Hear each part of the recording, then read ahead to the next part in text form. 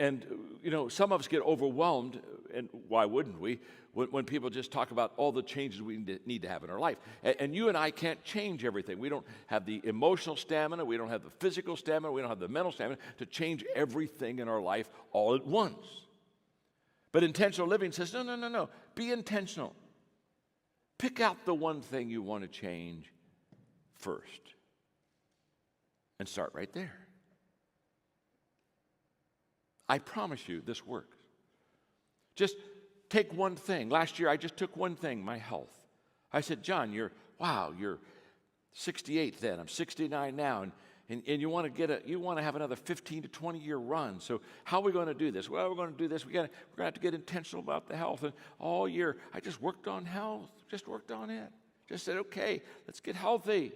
Let's get it going. I just was out in Beaver Creek and I just snowshoed up to the top of a mountain and went all the way at the top and then made a snow angel and just, life is good. You see, intentional living says, just take one step at a time. In other words, take 4 or 5 things that you really want to change about your life, and if you're not sure what those should be, ask somebody that knows you.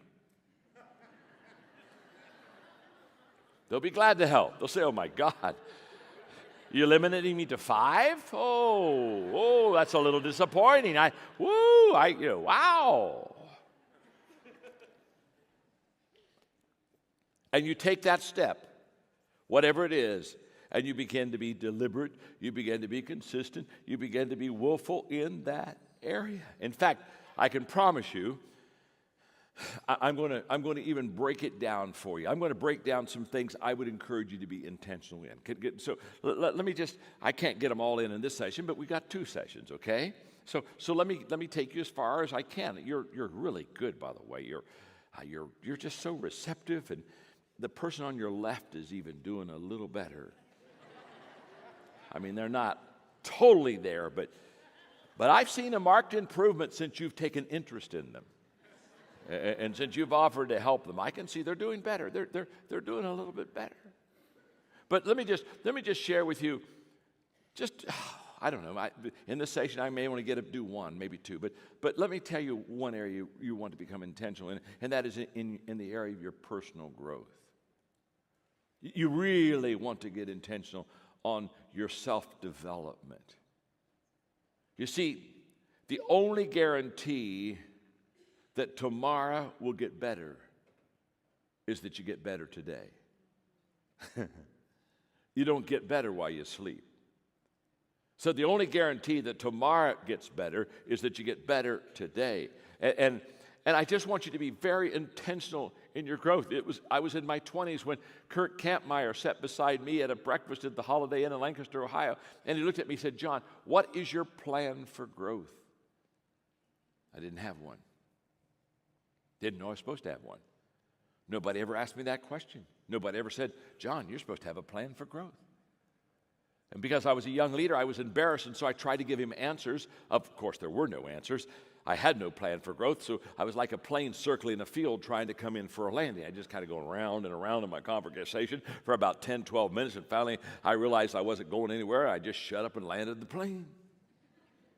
And as soon as I shut up, he looked at me and he smiled. He said, you don't have a plan, do you? No, I don't have a plan. No. And then he said the words that changed my life. He said, John, growth is not automatic. You don't automatically get better. You don't automatically grow. Now, I'll tell you what you automatically do. You automatically get older. That's automatic. You don't have to take a course on that. You don't have to get up every day and say, ooh, I got to work on getting older. Oh my gosh, focus now, John, focus here. Let's see if we can get a day older here. No. It's all automatic. You don't need to worry about that. Death, it's automatic. You don't need to worry about. You don't need to take a course on death. You don't need to say, boy, you got a book on dying. I got to figure out how to do this. Man, wow, I just got to get a manual on how to do. No. You don't need to worry about that. That stuff's automatic. Growth, that's not automatic. That's why many people, they get older, but they don't get better. Maturity doesn't always accompany age. Sometimes age comes alone. You've got to understand that if you're going to personally develop and grow, you've got to be intentional. And so I went around to my friends, and after Kurt said I had to be intentional in growth, I went around and said, I asked them, do you have a growth plan? I'll bet over the next 6 months I asked at least 300 people, friends of mine, do you have a growth plan? Every one of them, no. No one had a growth plan. I didn't have a growth plan. That's the day I realized the reason we don't hit capacity in our life and reach our potential is not because we can't. It's because we're not intentional. Everything worthwhile is uphill. And every day I have to be intentional. I have to focus.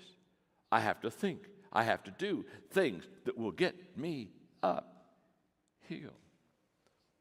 I wrote a book a few years ago called The 15 Laws of Growth. Oh, that's good. How many of you have that book? I'm just curious. Oh, a lot of you. Oh, yes. Well, no. Put your hands back up. These are the true people that are growing. The rest of you are on their left. By the way, get that book. I'm not suggesting it. I'm telling it. Don't let another day go by without you getting that book. You got to get into that book and you got to start reading it, because I've got laws of growth that'll help you begin to implement those laws in your life, and you'll begin to grow. And you say, John, why are you so passionate about that? It's very simple. You can't grow your organization until you grow yourself. And you can't grow people until you grow yourself. Remember this, as a leader, everything stops when you stop. And the only way that you can keep it growing, thriving, fruitful, is for you to be growing, thriving, and fruitful. I would also give you another quick suggestion. My father, who is 94, still alive, still works. My father understood this, and when we got to the 7th grade, we were paid to read books. That's how we got our allowance. We were paid to read books. We were not paid to do chores. My friends all got paid to do chores. I thought it was a good idea. I went to my dad and said, hey, Dad, my friends get paid to do chores. What do you think? He said, I think it's a terrible idea. He said, I'll never pay you to do chores. Why would I pay you to do chores? You do chores because you're part of a family, and I don't pay you to be part of a family.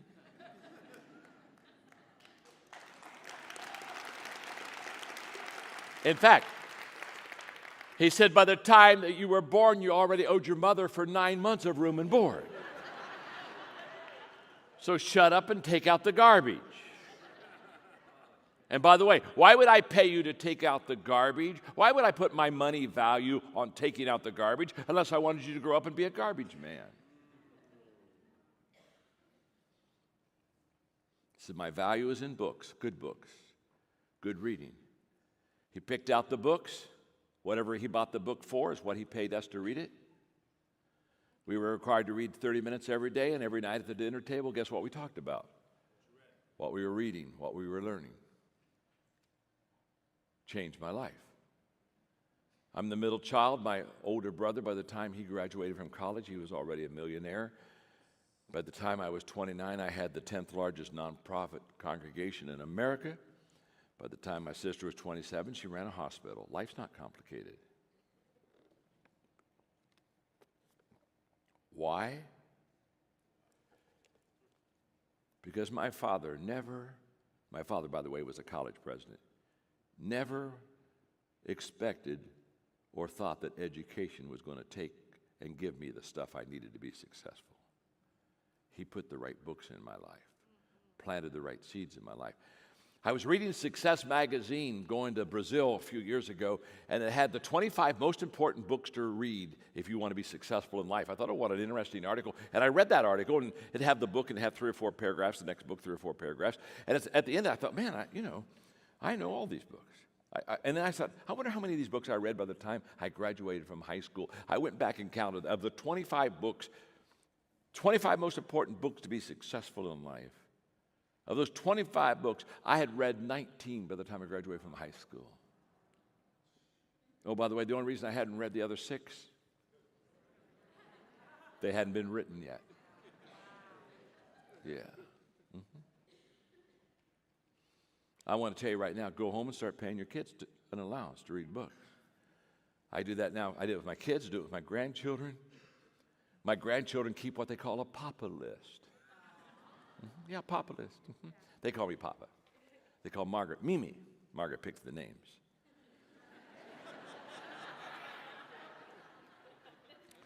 She said, I want the kids to call me Mimi. I said, I like that. But she said, I don't want them to call you Pee-Pee. I said, gotcha. Agree with that. So they call me Papa, and in their reading program, when they read something that they think is a great quote or a great thought, they send it to me, and they say, does this make the Papa list? And if it makes the Papa list, they put it on their iPhone. Oh, yeah. If I had Madeline here today, she could probably teach for 2 hours on quotes that have made the Papa list. You see, Madeline's 15, and she's already got it figured out. There are people 51 that don't know what Madeline knows because I'm intentional with my kids. I'm intentional with my grandchildren. Intentional living. Folks, where did we ever get the idea that we could every day just let life open up and unfold to us, easy come, easy go, and somehow we could be successful? Well, whoever taught us that if you just don't think about it and you're unintentional, somehow life gives you a high return?